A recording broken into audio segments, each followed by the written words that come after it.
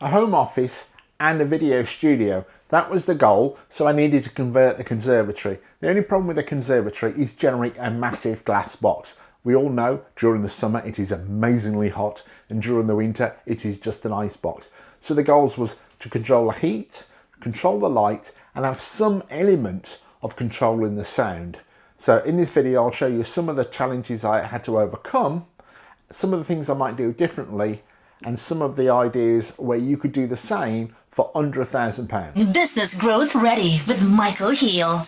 If this is your first time here and you want to grow your business with inside tips on video, SEO, productivity, tap the subscribe button now. It's free. It's YouTube's answers to favourites.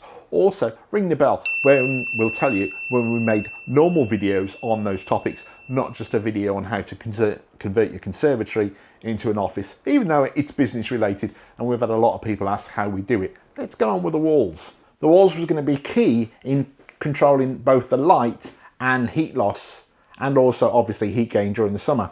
We generally had the sun coming in from this side, so that side of the wall wasn't a major issue. So I needed to insulate. I also needed to obviously put some boarding up. I did initially put, always toying with the idea of stud wall, but that would actually meant this wall would protrude too much over the frame of the window, and I didn't want to do that. So I went with 19mm battens, which helped secure this material, because I did look at sound insulation and normal rock wool. Both of those would have been needed the more heavy duty stud wall, and as I said, that would have lapped the window. So I went with the quilted material, which one compressed down doesn't take up too much space. So quilted material. This is Super Quilt multi-foil stuff. I'll leave links to either resources where you can buy some of the materials, or at least some of the names, so in your location it might be called something else, but at least you'll have a starting point of what you might be looking for. And I said the wall itself, I didn't want it protruding any more. I was very limited, so I didn't want it protruding any more than the frame itself. It's basically come to the end of the glass line, so I didn't want it to come any more than that. That's why I went with the 19mm battens, because the stud wall would have brought it out too much. But if I was using the battens, obviously I was using or losing the stability of what would have been a proper framing. So I was totally reliant on the dwarf wall. Basically takes all the weights of the plasterboard or the drywall. As I said, it's pinned on 19mm battens, but all the weight is vertical. So the dwarf wall, which is brick, that takes all the wall weight. There is nothing of any real substance secured on this wall, and I'll show you which on that wall, which I have actually floated a set of bookshelves relying on the wall, the dwarf wall, rather than the wall structure itself. So the walls themselves, got some notes here. So the walls themselves, £294. The breakdown, £34 for the battens, 2 packs of them. That was 19mm by 32mm by 2.4mm. 2.4 meters, sorry. The plasterboard, I went with a 1.8 in length and 1.2, so I could actually fit it in the back of the car. You obviously can get bigger plasterboards and you would have fewer joints and all that kind of stuff. So that was £60, including the fixings. And the super quilt, that's £100 per roll, needed 2 rolls, and that's the insulation. So all told for the walls, £294. Yeah, so replacing a conservatory roof could cost anything from £3,000 to £9,000, depending on the type you go for. So a full replacement roof with tiles and all that kind of stuff, be looking nearer than £9,000. Again, this is subject to your size of the conservatory. If you were just looking at doing a over tile, so they can actually put some insulation down and then some over tiling, that's only probably nearer the £3,000. Yeah, the other option is an insulated roofing panel, generally from the outside. So it's normally instead of the polycarbonate, it's actually a thicker material.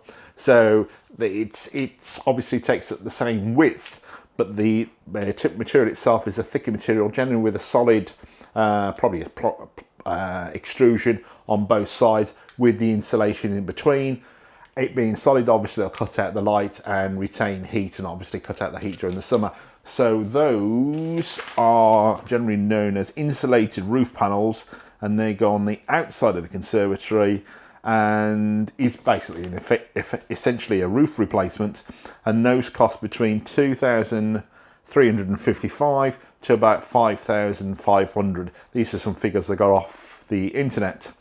Obviously the internal conservatory roof, so that's doing the ceiling from internal, so that doesn't affect anything on the outside, that they don't need to remove anything and stuff like that, which is the option I went, but as a DIY project.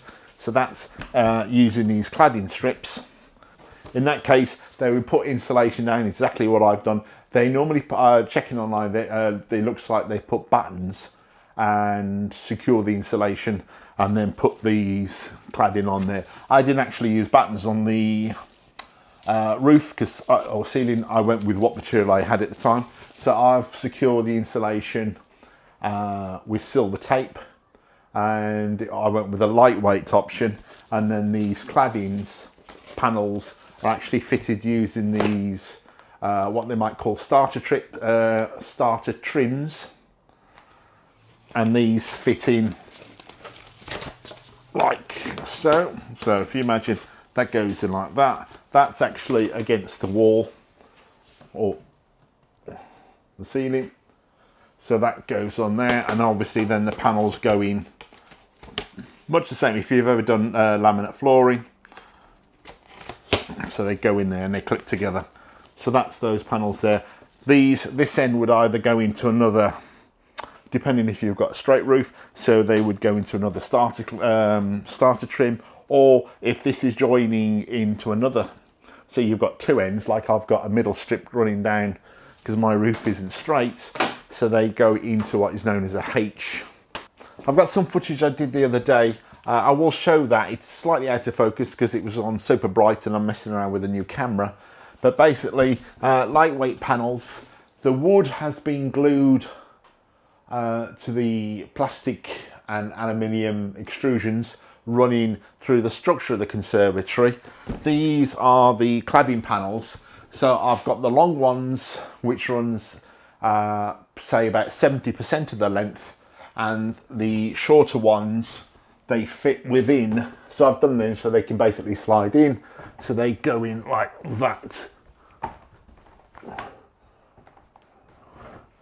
So basically they're all resting, both the far end and on this side, they're all resting on the wood, so there's no permanent fixings on that, but obviously this is being glued, so these panels can slide in and out subject to the weather. So if it's really bright and I want to control the light and I want to shoot a video and I want it more darker, I can block it off. Or if it's really hot, obviously adding the panels, that'll actually reduce the heat and make the room more bearable. And on 3 of the panels or panel areas, I wanted to put structure in there which was semi-permanent, of which I could take out either in the winter when it was maybe I wanted more light, because the goal was this, as well as this is going to be an office and a studio, it still needs to be a functional room for the rest of the family.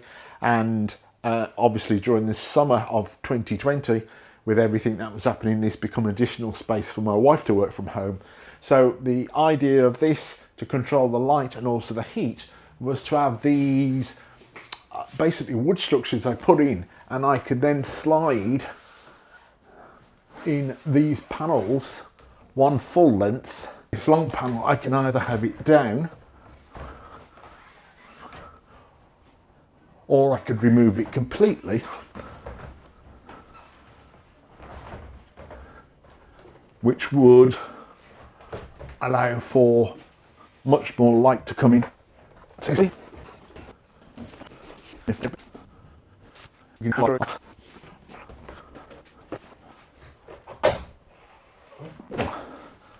So that just floats in, and then I've got a smaller panel that can cover that. So basically I could almost black out the entire roof.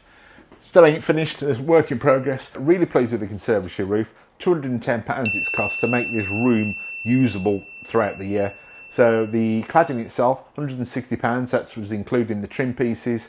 I've got notes here which then tells me I've spent about £30 on the insulation and the tape to hold the insulation up. And then I've got a few other costs, which was the glue to hold the trim pieces and a bit of wood. So all told, £210 to make a conservatory of this size now a usable room and office. Well worth the money. Yeah, if you don't want to do it as a DIY project, you can certainly find companies that can do this type of thing, and I think they charge circa £1,500 depending to your size of your conservatory. So well worth doing to make your room usable throughout the year. Controlling the light on the largest expanse of the conservatory, which is obviously glass, I went with a film. I haven't finished yet, so if you look at where the door is, this doesn't have any film on, versus this side, you can see how effective this film is. A couple of benefits from it. So it's like a silver,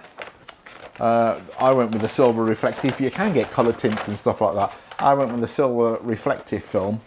This, it peels off. If you are going to do this film, tip, a bit of masking tape or decorator's tape on both the underside and the top. And then if you pull that and then pull it apart, it'll actually help separate the film. So a little tip I found out once I'm working through all the panels. So basically, this is easily, again, I did this as a DIY job. So the film, cut more or less to length, you can finish the trim off with a Stanley knife once it's on the glass itself. You get a slip material, which is normally like a washing up liquid in a squirty bottle. So a percentage of that, you squirt that onto your glass you're going to pour it on. Once you've separated the film, one side is adhesive. Once you've separated it, as you're pulling it apart, you spray your slip material so that it becomes non-sticky. Then apply it to the window, and then you squeeze out with a squidgy, you squeeze out your film, and a couple of days later it dries to the glass and perfect. Really effective. Again, it's cutting back the heat, and it also stops the bleaching. So if you see your floor, we've got wooden floor, so if you actually see your floor being tarnished, it's probably because the sun rays is actually bleaching the floor or bleaching your furnishing within the conservatory. Yeah, so the film does an amazing job of cutting out the light. I think you can see from that shot there, definitely cuts out one or two stops, maybe three stops of light compared to the untreated window. Look how effective that is. Anyway, so the film does its job, stops the floor from being bleached and all that kind of stuff. Amazing. Then wanted something to actually cut out the light. So these blinds, there's some thermal qualities to them and all that kind of stuff. I'll leave details of that on screen and also in the notes below. The blind costs for the full length, the blinds was £200.91 precisely. And the film and that was about £60. So I'm saying £260 for the windows and the blinds. The walls, £294, and the roof, £210. So all in, £764. So the bookshelf, no weight on this wall. Plasterboard insulation and the batten, same as on that wall. This window's been left exposed, need to finish off and trim that. Blinds on there. The bookshelf itself is a piece of wood resting on, it's been glued in that, but it's secured to the dwarf wall, and all the pieces of wood is like this. So this wood is on top, so the weight is going down. This piece of wood itself is then attached to a solid brick wall, which I believe you're just in shot, yes. So all the shelves themselves are attached that side to the brick wall or onto this piece of wood. Nothing is attached to the wall, so there is no load bearing on this wall itself. So that takes care of the bookshelf. The middle piece is a piece of wood cut to the height of each shelf, and they're stacked on top of each other, so there is no sagging in the middle. It's obviously due to the weight of the books. So I was really pleased with the bookshelf. So this cupboard from IKEA, as you see, because I've got the dwarf wall, I didn't want this sticking away from the wall, so I've actually hacked out the bottom part of the cupboard. So it sits on the floor with some feet. I will do some close-up shots. And I've actually cut around the cupboard and the shelf itself, so this fits almost to the back wall. I wanted to leave gaps and all that kind of stuff, but almost to the back wall. So to maximise the space, well, I'll cut in a shot in that. But this has worked quite well as well.